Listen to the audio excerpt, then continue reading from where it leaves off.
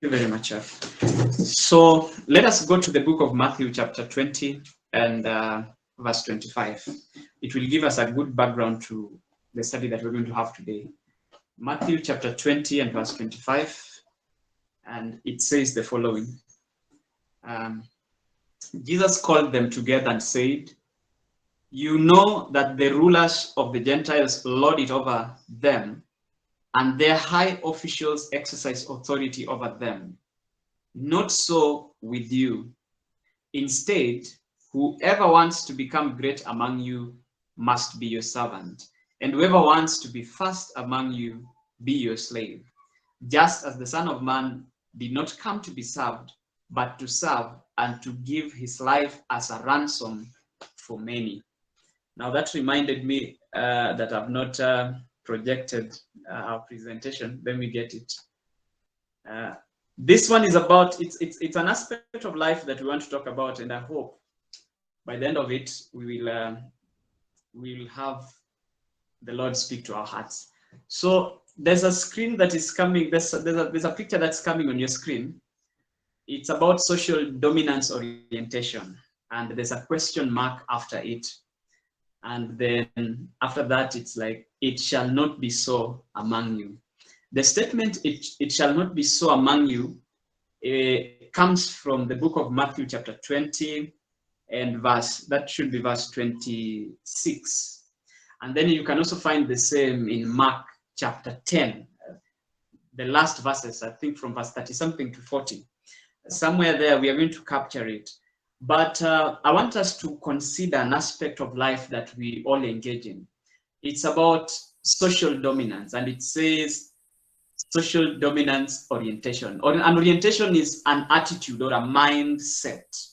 So if it is a mindset, then it must have been an observation someone was making. So there is a theory that is called social dominance theory. Now, social dominance theory gives us an idea that in every society, in every place where people sit together, there is a default setting where hierarchy comes in. There ought to be someone who comes first, then another one follows, and then there are people who are below. So social dominance theory is attached to social dominance orientation. It's that orientation that makes it default in our lives and in our setting to accept, like, there is an order of hierarchy. Now, the problem with that order we will see shortly. I am seeing Ruth is wondering why we use cats. Ruth, this is good. Don't worry. Now, the cats, as you can see them, one cat is provoked by the presence of another. And whatever they are using, for those who are studying cats, it's like when you expose your claws or you expose your teeth, it's a form to inform the person who is on the other side that they need to keep away lest danger shall come to them.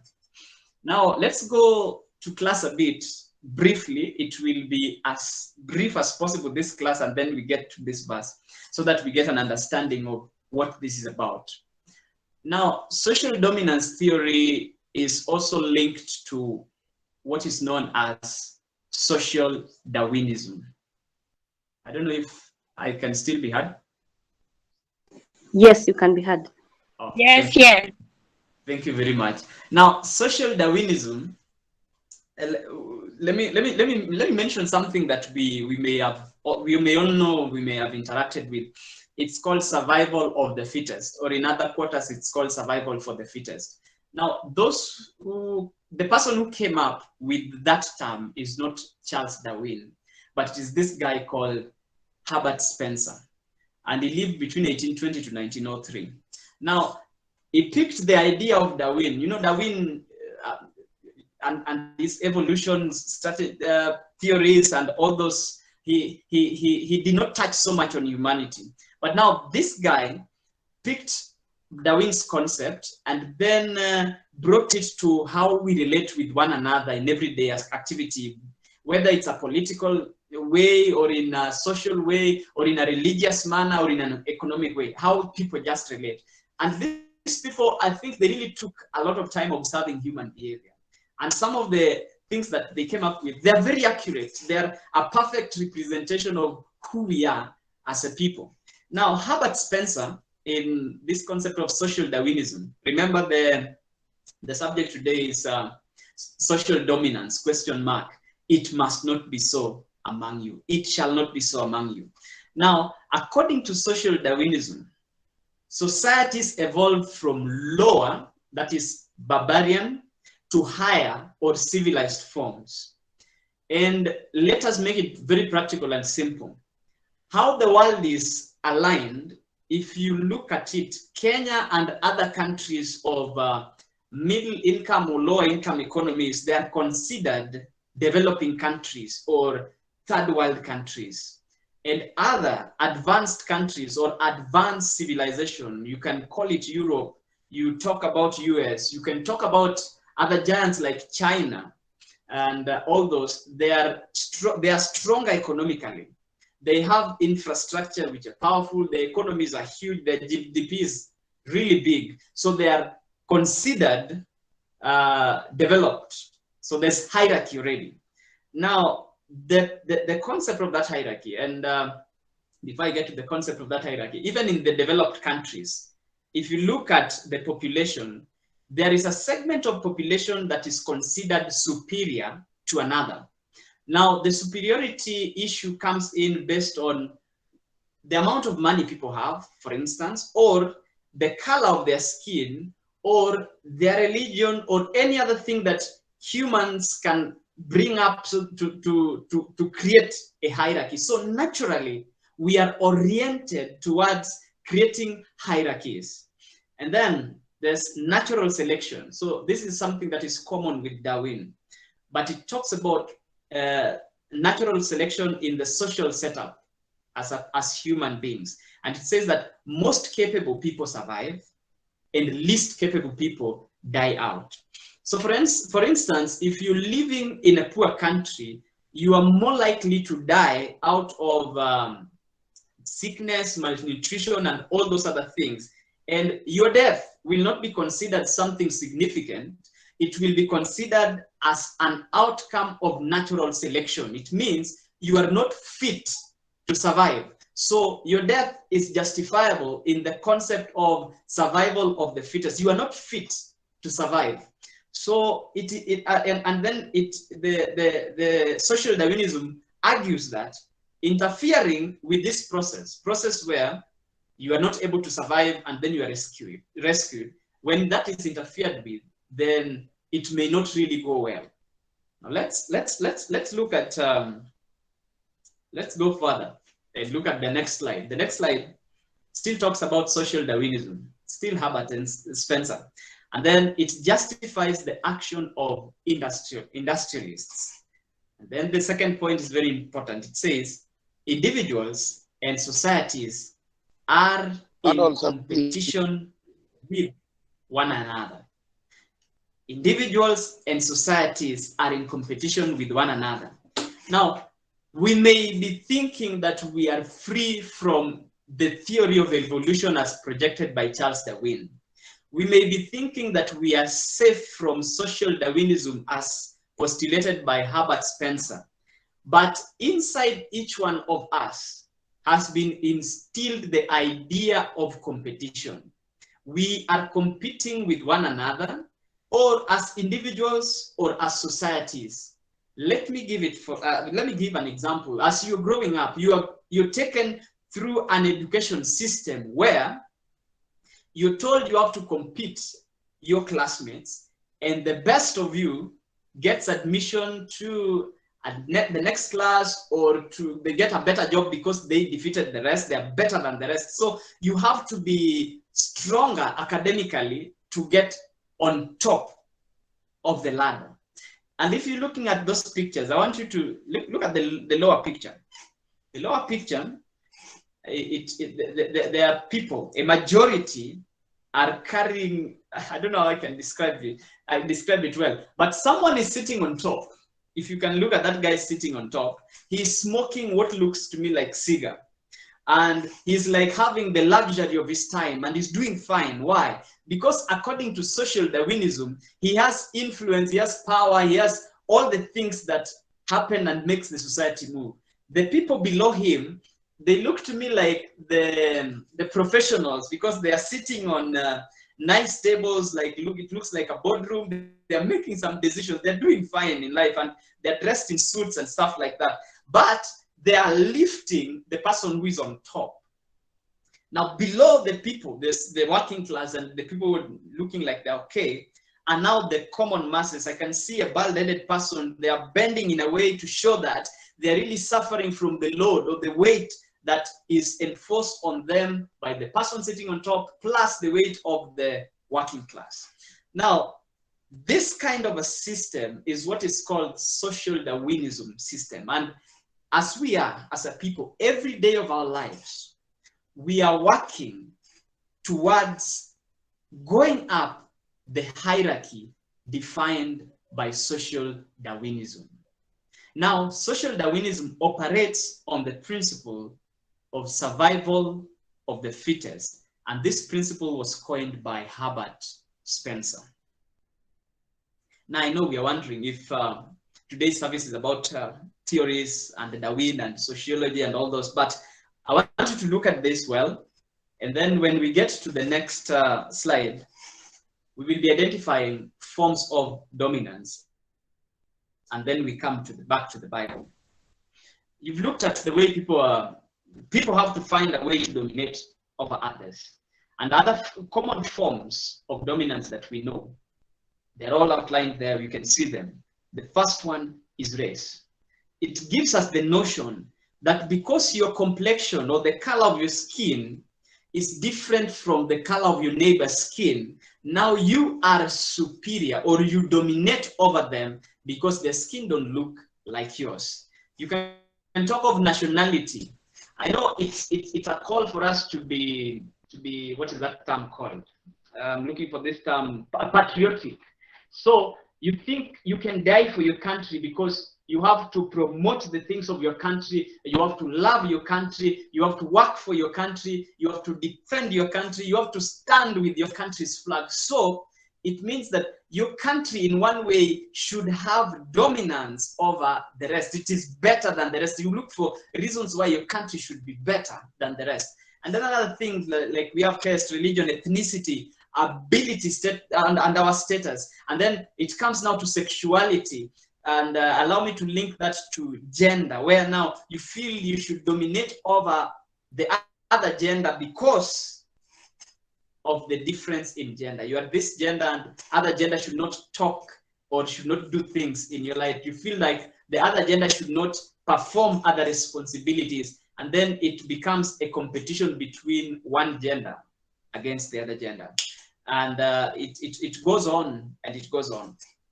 Now, social dominance orientation operates under the principle of survival of the fittest. Now, translated loosely, survival of the fittest simply means, and if you see those cats, one cat is on top of the other and the other one is trying to shrink from attack and all those. So this is how I can break down the survival of the fittest. And it would mean that I love myself so much that I am willing to kill you or have you killed so that I survive. I love myself so much so that I am willing to kill you or to have you killed so that I can survive. Now, this looks like it is an idea that came from Spencer or it's Darwin, but it is not an idea that came from Darwin. They just made an observation. Now, let's go to the Bible and see if social dominance orientation is still applicable. It still finds its space in the pages of the scripture. Now, the question that follows is why is social dominance there, and did it originate from Darwin or is it something that has been there? Let us go to the book of Genesis chapter 3 verse 10. Genesis chapter 3 verse 10, and it says the following. I think we can start reading it a little on top so that we get it better. Let us start from verse, which verse is this? Okay, let's start from verse 6 and then we run so fast to verse 10. And it says, when the woman saw that the fruit, and now this is engagement between Eve and the snake in the Garden of Eden. And now it says, now when the woman saw the fruit of the tree, that it was good for food and pleasing to the eye, and also desirable for gaining wisdom, she took some and ate it. She also gave some to her husband who was with her, and he ate it. Then the eyes of both were opened, and they realized that they were naked. So they sewed fig leaves. I want you to underline that they were now having to sew fig leaves to cover themselves. From the onset, I am getting a sound of self-preservation. They have realized that there's something that has gone so wrong, and for them to preserve themselves, they have to cover their nakedness in one way or another. Now go to verse 8, sorry. Then the man and his wife heard the sound of the Lord God as he was walking in the Garden of Eden among the trees of the garden, walking at the Garden of Eden in the cool of the day. And they hid from the Lord God among the trees of garden. But the Lord God called to the man, "Where are you?" Now, after getting the fig leaves together, that is still self-preservation. Then they hear God walking in the cool of the garden, and they run and hide. Still looks to me like self-preservation. And then when God calls, this is the report that now Adam gives in verse 10. He says, so he said, "I heard your voice in the garden, and I was afraid." I underlined that because it is this fear that influenced all other activities that followed, like running, putting fig leaves together, doing all those things. And it says that because I was naked, like I was afraid. Why? Because I was naked and I hid myself. Now it's becoming to myself. It's not I hid ourselves. Adam is talking about hiding himself. So what Adam was doing was to hide himself. So Eve must have also seen this is now a game of hiding. So let me also hide myself. So it is God for us all, each person for him or herself. And that is what I'm getting at that point. So I'm getting a concept of survival of the fittest starting to unfold. Social dominance at play. Self-preservation mode, if we can call it so. Now, when God probes further, he asks like, okay, did you eat from the tree of the knowledge of good and evil that I told you not to eat? Now, it becomes apparent after Adam says that he was hiding himself, not themselves. It now becomes clear that he wants to point the blame to the woman, not him. He says that the man said, "The woman you gave me, she gave me of the tree and I ate." And that reminded me of survival of the fittest. It states that I love myself so much that I'm willing to kill you or to have you killed so that I can survive. He is struggling. And what is the source of all this struggle? And this I want us to get from the onset. It is fear. And what brought fear? The aspect of going contrary to the principle of God's law of love. Now, when you break God's law of love, when you transgress the concept of the law of love, fear comes to your heart. Why? Because when you break the concept of the principle of love, death is imminent. So when death is a reality, we are in a race to preserve ourselves from destruction. And mistrust comes because everyone we look around, everyone around us has the potential of endangering our lives. And because we have broken the law of love, we are selfish. So we preserve ourselves from danger around us, and we are suspicious of all who are around us. Now, because we are suspicious, it is important for us to have an advantage over those who are around us. It is important for us to dominate over them, because by our dominance, we are sure of our safety. So whatever we're doing, we are preserving ourselves. It is a self-preservation initiative. Now, let's watch other forms that we can use to still enforce our dominance over other people. The woman you gave me. So God, if you have a thing to do with all this mess, check it out with that woman, kill that woman. But for me, I am good. It's not my fault. let's check. Let's check other ways of enforcing dominance. And I just want us to think. As I mentioned, it may not be so much of a sermon, it's a much of a thinking so much. All of that, we have social media outlets. It's Twitter, it's Facebook, it's Instagram, it's YouTube, it's all those things, WhatsApp and all these things. Now, I want you to think. Whenever we engage with these social media outlets, we or the designers of these social media outlets made sure that they placed like buttons, love buttons, and all those things that can tap into our feelings and make our feelings known to those who we are engaging with through these social media platforms. For example, if you go to Facebook, you'd share a picture, you'd share a video, and you can know how people respond to your video based on whether they like or love, or Facebook has even option of being angry, and you can even laugh on Facebook through the comment section and do all those things. Now, what are these things in for us, especially in light of social dominance orientation? Now, let me try and approach this carefully. The first aspect is when we depict the best of our lives, because these social media platforms, mostly, it is a sneak peek of how good we are living our lives. It is a picture of how we did our wedding. It is a picture of how we gave birth to children and the children are doing fine. And it's a picture of the vacations we took. It's a picture and a video of the places we go, the things that we do. Now, I have to be careful because it is still these platforms that is connecting us today as we are sharing the word of God. There are benefits to these platforms. However, there is a way in which these platforms can give us an opportunity to still enforce or practice social dominance orientation.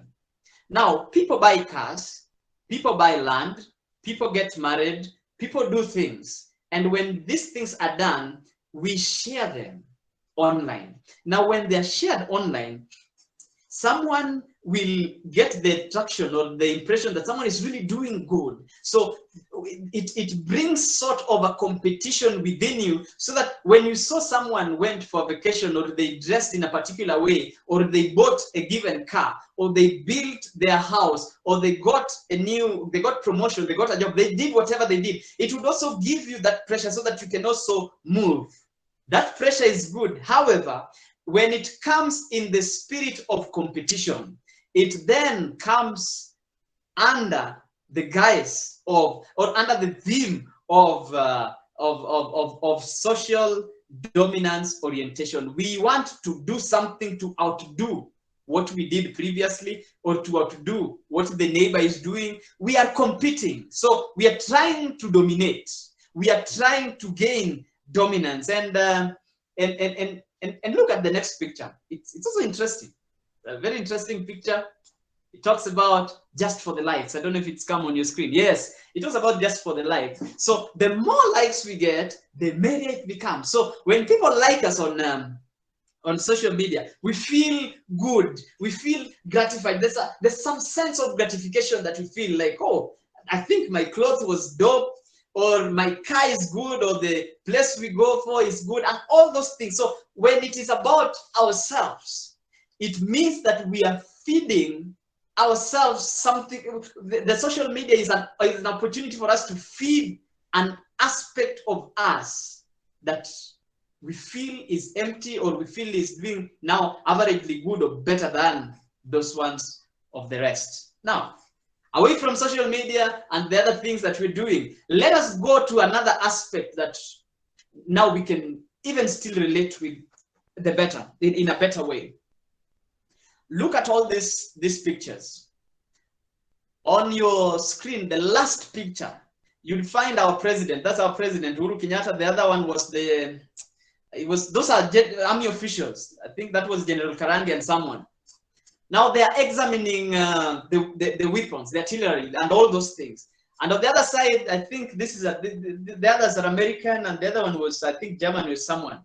But these are weapons that people are buying. They are making serious budgets to purchase these weapons. Now, if you spend more and buy the most powerful weapons, then you are more powerful and you can dominate on others. You can direct how people work, how people do things, because you are wealthy.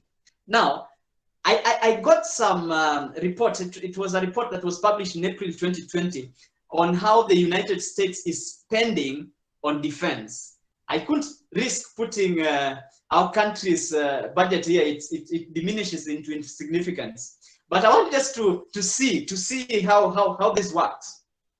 In a year, the United States spends 732 billion.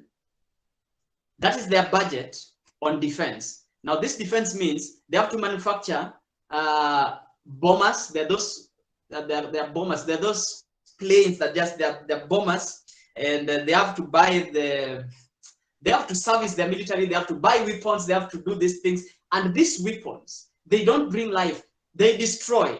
They kill. Now, whatever the US spends in a year is slightly above what all other nations, those serious nations, I couldn't risk. Kenya is not a serious nation military-wise. Now there's China, there's India, there's Russia, Saudi Arabia, France, Germany, United Kingdom, Japan, South Korea, Brazil.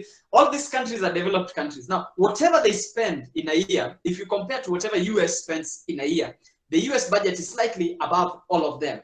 So, based on that expenditure, it means, therefore, that the US has more superior weapons. They have they can destroy, like they are powerful. So that gives the US the power to dominate over the rest. Social dominance orientation.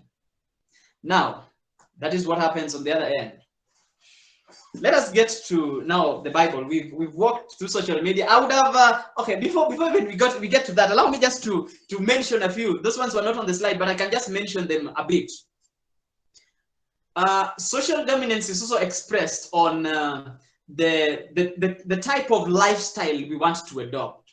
We think that when your lifestyle is given a certain leaning, for example, the type of cars you drive, the type of estates you live in, where you shop for your clothes, the kind of phone you have, the kind of salons you visit, and all these things that happen, we have the natural orientation that when we do these things, then they add value to us to an extent that if I for example drive a Probox, then I am slightly lower than the other person who drives Mercedes Maybach or something, or someone who drives Ferrari. So the person who drives Ferrari is on the higher level, then the Mercedes-Benz Maybach was in the next level, then my Probox can now follow in closely. And then that means it's not even close. Probox follows in a way distance.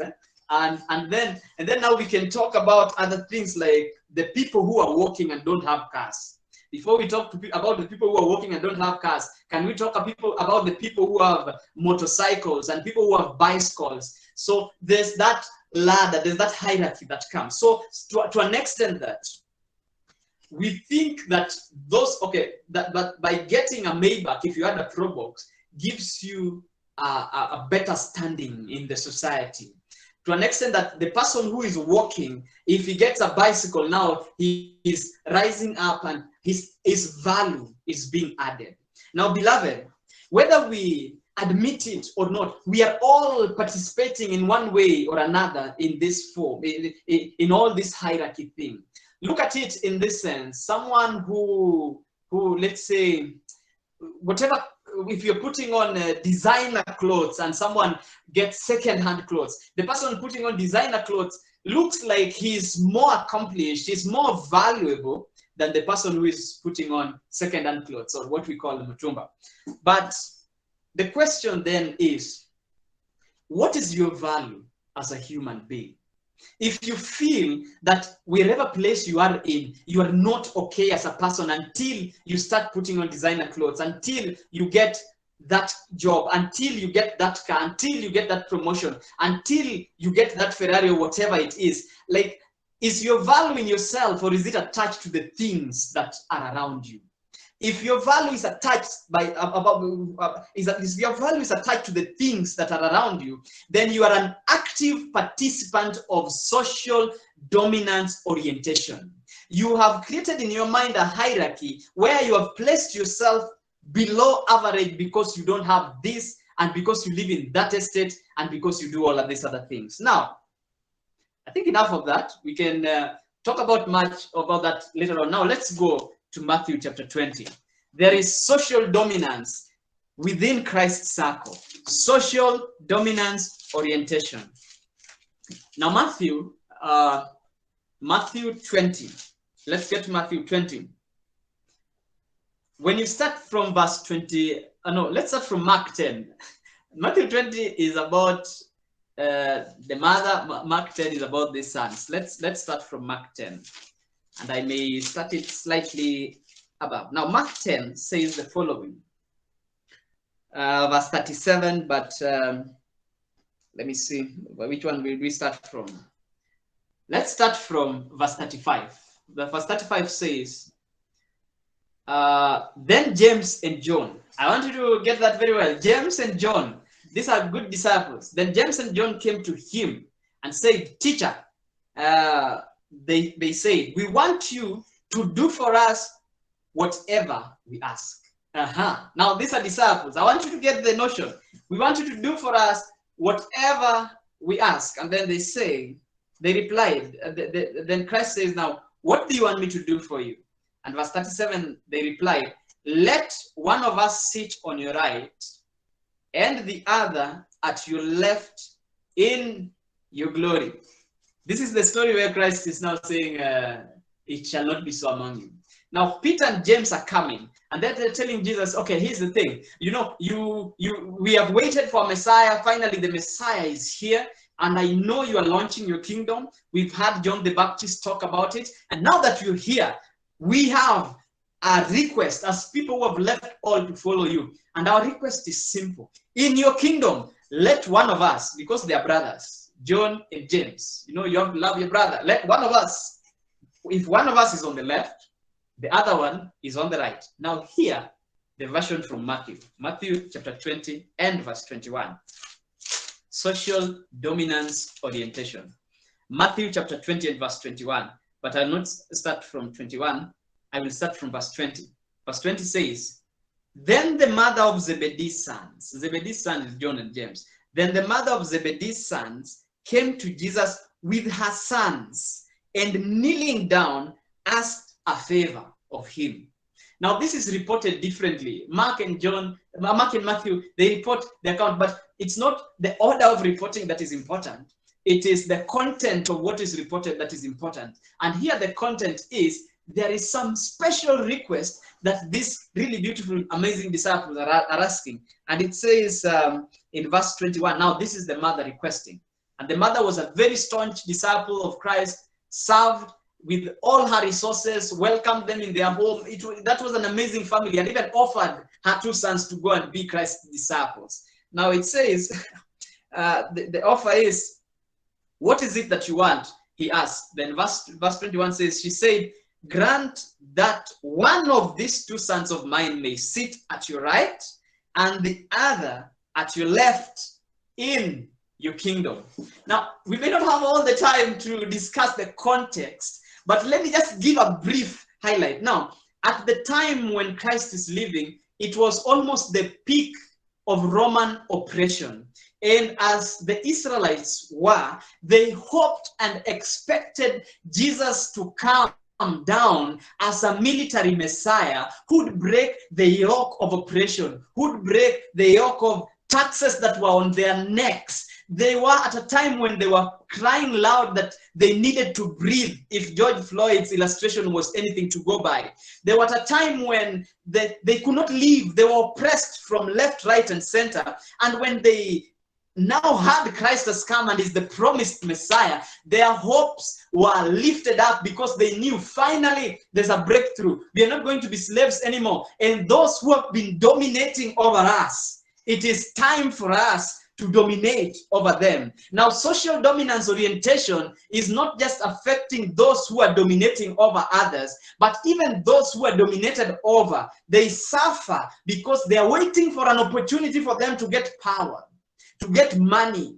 to get resources, to get better education, so that they can showcase their dominant skills over those who are dominating over them in the first time.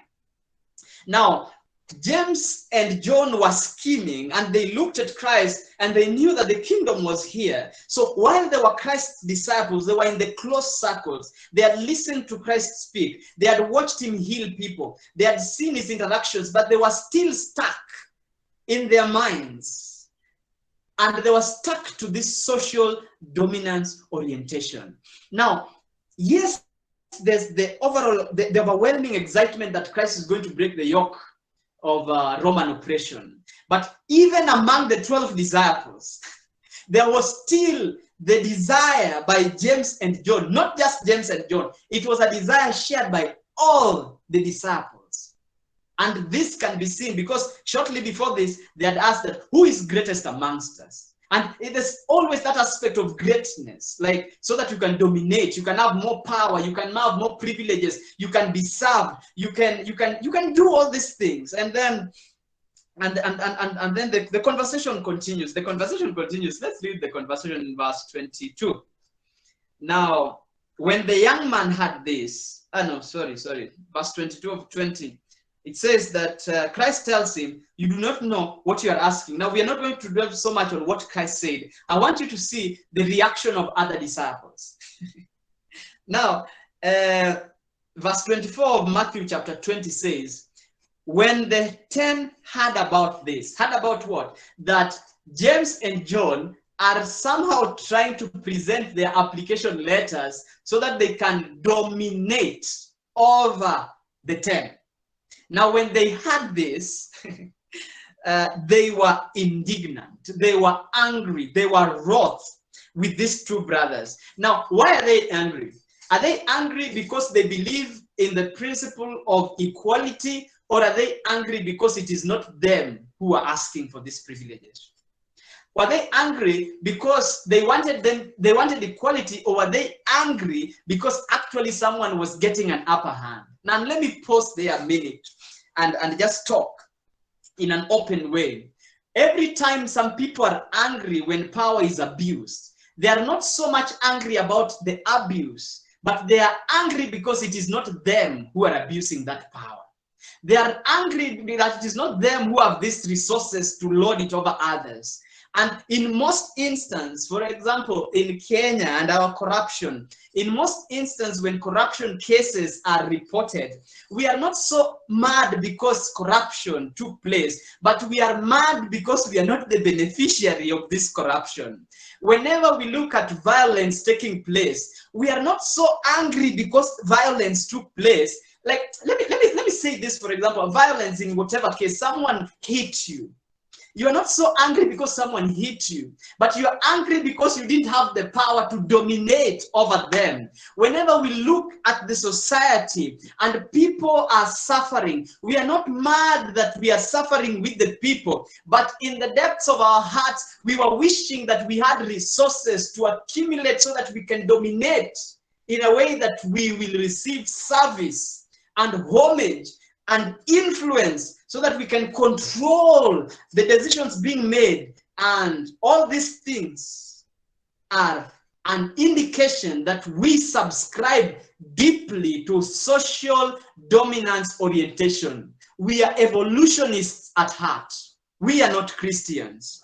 And now, let me just expand it a bit. Let me just expand it a bit. Even in the circles of our churches, when, for example, the word of God is to be shared and people come together, yet in the same churches, we still look down on others because of how they're dressing, because of the kind of places they live, whether they're driving or not, whether they're working or not. All these things, when they happen, it shows us that while we are professing Adventism faith, in our hearts, we are evolutionists. We and Charles Darwin are in the same WhatsApp group. we believe in evolution. We don't believe in equality, because it is from evolution that the branch of social dominance come through.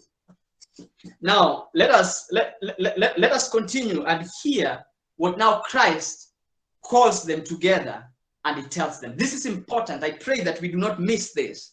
Christ heard about the mama. He knew that both of them had a problem, or both parties had a problem. James and John really needed that power, and they just made it. They expressed it out. But the others who are murmuring, they're not murmuring because they're so disgusted by the principle being practiced here, but they're murmuring because it is them. So both parties have a problem, and Christ steps in to address the problem at the heart of it, not by just shutting this down and making sure that the surface is good, but he talks about it from the heart perspective. And then he says in verse, I think it's verse 25. Now Jesus noted the environment and the changes that were taking place. He says, Jesus called them together and said, you know that the rulers of the Gentiles lord it over them. Lord it over them. Authority is being given to be exercised to an extent that when I have more power, resources, and influence, I am to be served. So I am to control. I'm to lord it over it. Think of any government. How do they exercise their power? A few individuals are given the mandate not to serve. They can come with all manner of excuses. Oh, I am a servant leadership. What manner of servant leadership do we see? Their actions and their words are so different. They are deceptive to the core because they claim to serve, but in real sense, they want to dominate. Now hear this. It says that now you know that the rulers of the Gentiles lord it over them, and their high officials, or those who are promoted to the higher ranks, they exercise authority over them. And then Christ says in verse 26, not so with you. Now Jesus is bringing a principle that is so strange in this world. It cannot be seen anywhere, but only through the life of Christ. He says that while those who have power exercise it to control the masses, I have come to tell you something exceptionally different. That for you, you are not Gentiles. For you who are my disciples, I want you to see power, to see influence, to see authority from an elevated point of view. Now, if John and James is asking to be on the left and the right, their mind is for dominance, but Christ is lifting them up from that thinking. He also looks at these disciples. He wants to uplift them and bring them to a point where they can exercise a principle we are going to talk about shortly.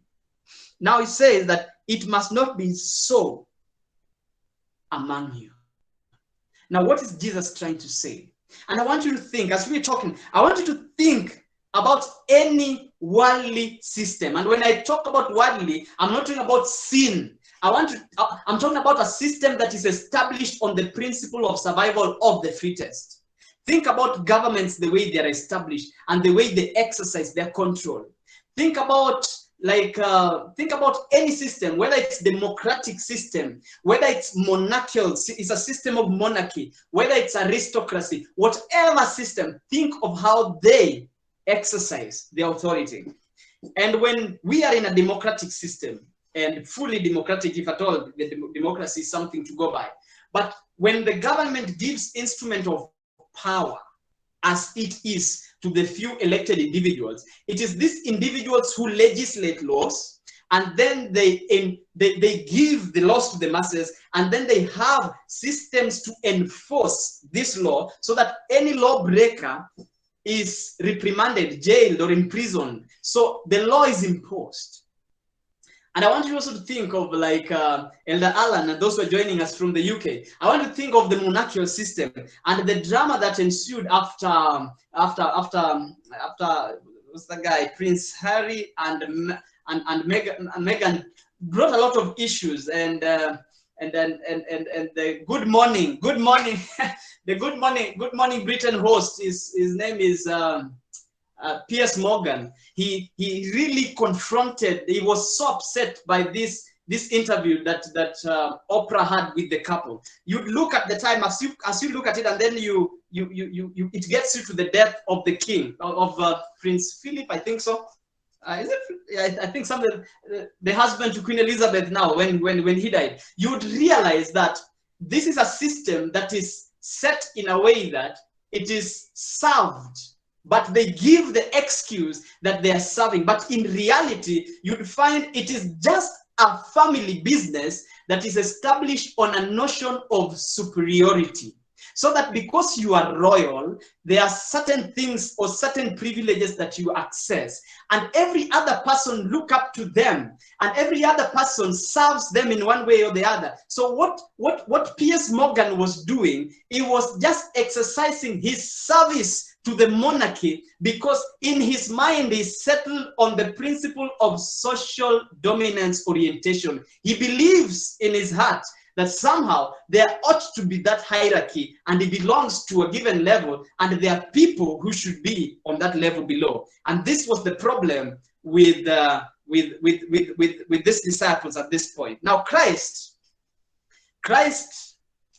we had that presentation. Christ said something, that it shall not be so, but whoever desires to become great among you should be the servant. Now, a principle is introduced here. I think we're just done. We're just closing. But let me talk about the principle that they're talking about here.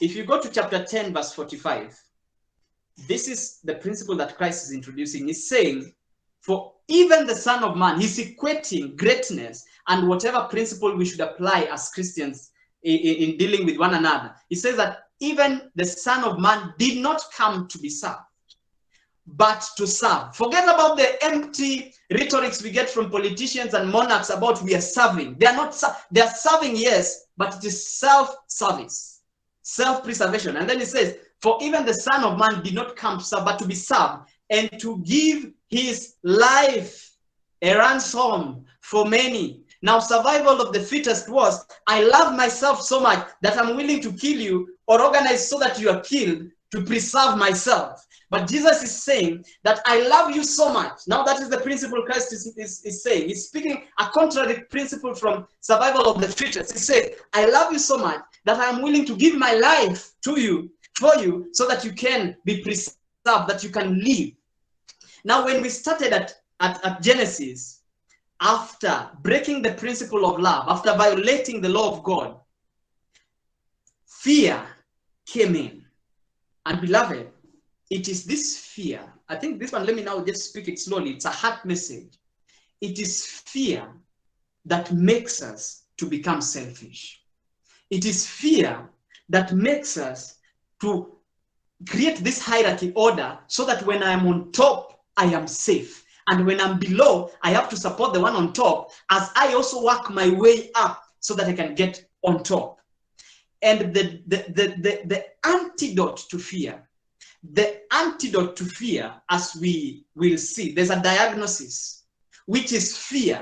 It is fear that causes us to get this mode of self-preservation. And the remedy to fear, we find in the book of 1 John chapter 4 and verse 18. 1 John chapter 4 verse 18. And it says, such love has no fear. In other versions, it talks about, for love has no fear. There's no fear in love, because perfect love expels all fear. Perfect love expels all fear. Now read the next statement. It says, if we are afraid, it is for fear of punishment. Now let me pause there a bit. It's not because someone is going to punish you, but you are afraid because there is some level of selfishness in your neighbor. There is some level of selfishness around you, and you fear that somehow if you do not raise your wall so high, you are vulnerable and you will be hurt. So what you do, you also raise the wall higher. You become rough. You become self-defensive because you expect the same to happen to you. Now, what is happening to you is not because someone is about to do something, but it's because of the fear in your heart. And it says, because perfect love expels all fear. If we are afraid, James and John were afraid. They looked at the movement and they said it in their minds, if only they can get the position next to Christ, the position of authority, then their vulnerability will have been taken away. They will be stronger. They'll be making decisions. They'll be doing things. But because of this fear, God came through the person of Jesus Christ, and he offers the remedy to you and I today. And that remedy is perfect love. I'm not talking about this love that we talk about love in the sense of what we can get, but it's a love that heals, a love that redeems, a love that offers, a love that creates, a love that recreates. It is this love that Christ is presenting to us today. And that love will heal our hearts from fear. And I want you to look at now the remedy, how it happened. Let's look at the disciples briefly, and then we look at our lives. When James and John were asking to stand on the side of Christ on the left, I want you to look at their life after Christ left. James was the first disciple to die, to be killed, sorry. Now, him being the first, John was the longest. He suffered. He was dipped in that oil, taken to Patmos and all those things. But in all the things that were taking place, the desire to preserve themselves was taken away because their hearts were filled with the love of God. It is that perfect love that casts out every fear, even the fear of death. When someone is coming to dominate over you, it is the love of God that gives you the spirit of humility and makes you understand that if someone violates you and you violate them back, there is no difference between you and them. So the social justice system that we have does not apply in this sense, because broken people keep breaking others. But God says perfect love casts out fear, in the sense that even the fear of death will not have its grip on you. Now, when we talk about other forms of violence in the society, and I like giving this example, that now let's give an example that there's violence that takes place. So if we are strong and dominate those who are violent towards us, we will think that that is justice, but that is not justice. Justice is healing the person who is violent to an extent that, given an opportunity, they would choose peace and they would choose love over violence. And at this point, this is the system that God is trying to introduce to us. And I want to make this appeal to us. What God is doing through the person of Jesus Christ is this simple. He's trying to get us to a point where we experience his love so fully in our hearts that fear is dispelled. Fear of unemployment, fear of violence, fear of COVID, fear of government, fear of racism, fear of social classism, fear of all these things are taken away, to the extent that in our hearts, when we are hit on the left, we will turn the right cheek. In our hearts, when we are facing execution, like Paul, we will say, I have run my race, I have finished my course, and I am sure ahead is waiting a crown of righteousness for me, not just for me, but for all who will also be happy in his appearance. It is fear, not when we are looking at what now Pope is doing, governments are doing, and all these things are doing, and telling people to run so that they can escape punishment. But we are calling them to receive Christ in their heart, to receive that love that transforms them to an extent that even when they are facing execution, they will, like Stephen, pray for those who are stoning them, that God may forgive them. What Stephen was saying, that God may heal them. And indeed, that prayer was answered when we saw Paul healed from an executioner to someone who is now facing persecution for the cause of the gospel, which he stood against in the first time. Now, beloved, our lives must be lived when this love of God fills our hearts. The reason why we seek approval from people, the reason why when I mention social media and the likes is becoming a difficult thing, especially in our circle, is this, that if the love of God is filling our hearts and transforming us and creating a new being in us, we will not be looking to ourselves, but we will be looking to the good of others. We will get to a point where it is not about us, but the good of other people. We'll not be seeking endorsements and approval for others, because endorsements and approvals are an underlying symptom that in us there is fear of rejection. In us, there is something that is telling us that maybe I am not happy enough, but if I show people that I'm happy, I may be happy.